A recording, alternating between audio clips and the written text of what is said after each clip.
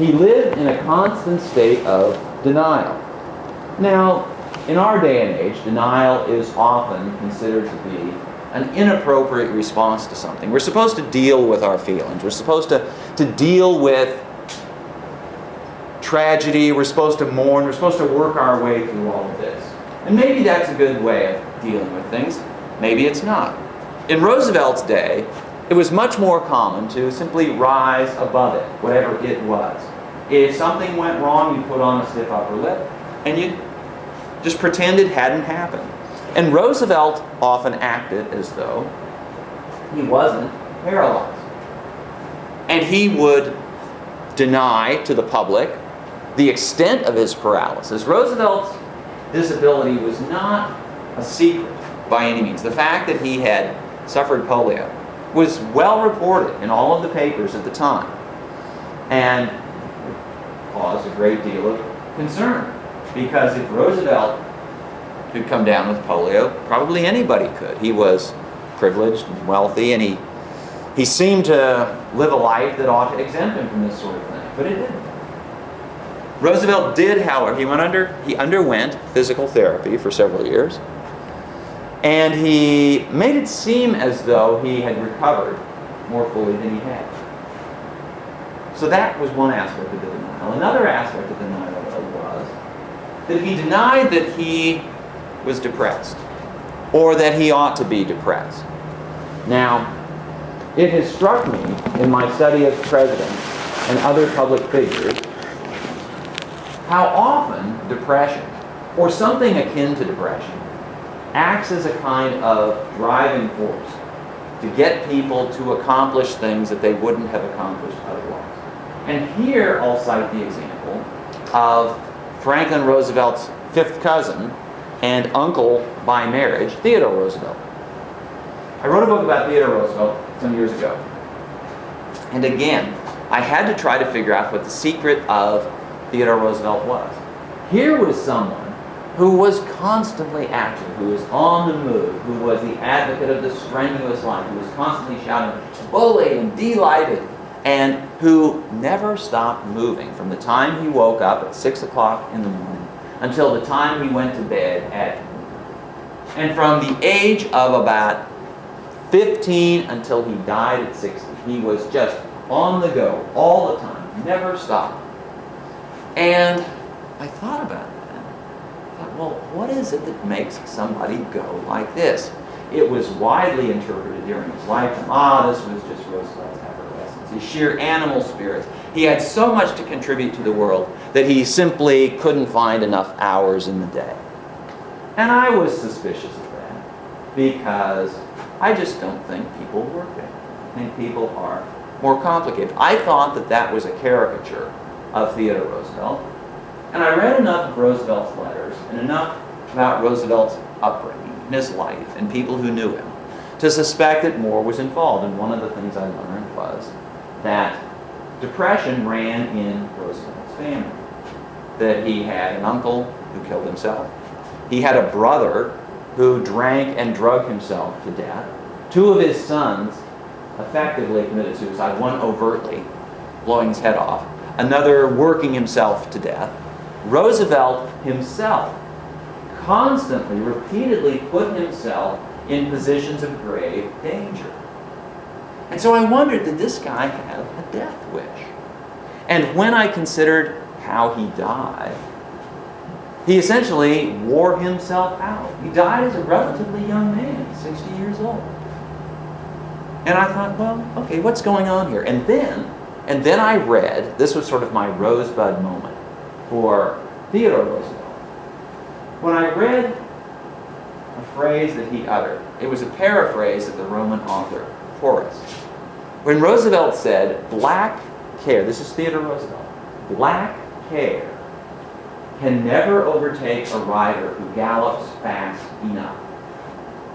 Now I thought, well, that's a remarkable thing for somebody of the public persona of Theodore Roosevelt to say, black care. Black care wasn't associated with Theodore Roosevelt. No, Theodore Roosevelt was this one who seemed to enjoy life and everything about life. So what's he talking about, black care? And what's he talking about riding fast enough? Well, I understood the riding fast enough. And here, see, this is where the personal biography of the biographer comes into play. Because we all have some kind of implicit or explicit theory of human nature. We think after a while we know what makes people tick. And not that the same thing makes everybody tick, but we have this impression of what human beings are like. And to some extent it's formed by our own personal experience. For example, Theodore Roosevelt had one brother, 2 sisters and 1 brother. His brother was younger than he was. His brother was a better athlete than he was. His brother was better looking than he was. His brother was more popular than he was. In fact, for the first 20 years of their lives, everybody thought that the younger brother, Elliot Roosevelt, was the one who would succeed in life. Theodore Roosevelt was this nerdy kid who was not a good athlete. He was always trying, but he just wasn't very good. He was nearsighted as could be. In fact, when he finally got his first pair of glasses at the age of 12 or 13, and was astonished to discover that trees, those blobs of green that he had been seeing, actually had distinct leaves on them.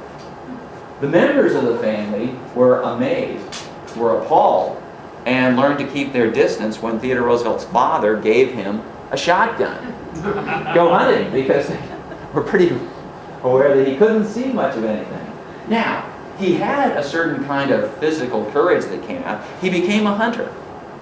But the only way he could hunt effectively was get really close to what he was trying to hunt. And when this included things like grizzly bears, we had got to give the guy credit, because he had to get within 20 or 30 feet of the bear before he could have any chance of killing him.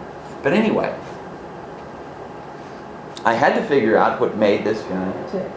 And I became convinced, I didn't know if I was right or wrong, but convinced me anyway, that Theodore Roosevelt recognized in himself the same depressive streak that he saw, that was clearly evident in his brother, and that he saw in his uncle, and that eventually emerged in his children. Now, I have witnessed depression at first hand. I know it runs in families, and I've seen the way it shapes people's outlook. And one of the ways, well, these days, and this gets to a hypothesis that I have, and I don't know exactly how to test it, but the hypothesis is that in the age of Prozac, we are going to lose out on some of the great public figures that we might have had otherwise. Because if Theodore Roosevelt had been alive, if he had been born 100 years later, 150 years later than he was, if he had been a child in the age of Ritalin and Prozac, he would have been put on antidepressants. And he wouldn't have had, getting around to, Theodore Roosevelt's way of dealing with this depression was to deny that it existed and to spend his life in a frenzy of activity. I said that we all draw on our own experience. Well, when I was assessing Theodore Roosevelt's relationship with his brother, I have a younger brother. And one of the comments that I made in the book about Theodore Roosevelt and Elliot Roosevelt was that Theodore Roosevelt felt challenged by his younger brother. Because as I pointed out, Elliot was the one who was sort of better, more popular, better looking, and all these things. And for the older brother, that was especially threatening. And the statement that I made that got my younger brother's attention was, I said that in the normal course of events, the older child is supposed to be better at all these things than the younger child, well, because he's older, and, bigger, stronger, and all this stuff. And the younger child is supposed to wait his turn.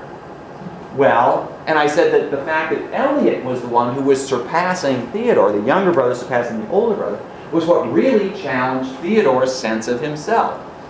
And so the one comment my younger brother David had in the book is, what do you mean the older brother is supposed to be better than all this other thing? Anyway,